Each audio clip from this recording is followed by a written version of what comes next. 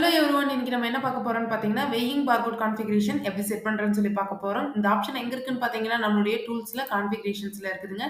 டூல்ஸ்ல கான்ஃபிகரேஷன்ஸ்ல weighing barcode configuration நம்ம select பண்ணிக்கிறோம். இதுல பார்த்தீங்கன்னா, ப்ரிஃபிக்ஸ் டிஜிட்னா வேற எதுவுமே இல்லங்க. நம்ம பார்கோட் கிரியேட் ஆகி வர்றதுல வர்ற ஃபர்ஸ்ட் ஆல்ஃபபெட்ஸ்ங்க. நமக்கு எத்தன ஆல்ஃபபெட்ஸ் வேணுமோ அத நம்ம இங்க டிஜிட்ல மென்ஷன் பண்ணிக்கிறோம். எனக்கு இங்க 2 டிஜிட் வரணும். ஸோ நான் இங்க 2 மென்ஷன் பண்ணிக்கிறேன். அந்த 2 ஆல்ஃபபெட் என்னவோ அத நான் இங்க டைப் பண்ணிக்கிறேன். நான் இன்னைக்கு VI எடுத்திருக்கிறேன்.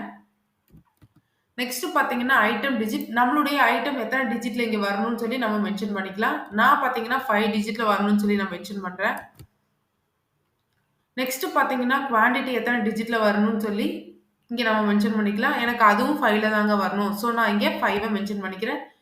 நெக்ஸ்ட் பார்த்தீங்கன்னா, சஃபிக்ஸ் டிஜிட்.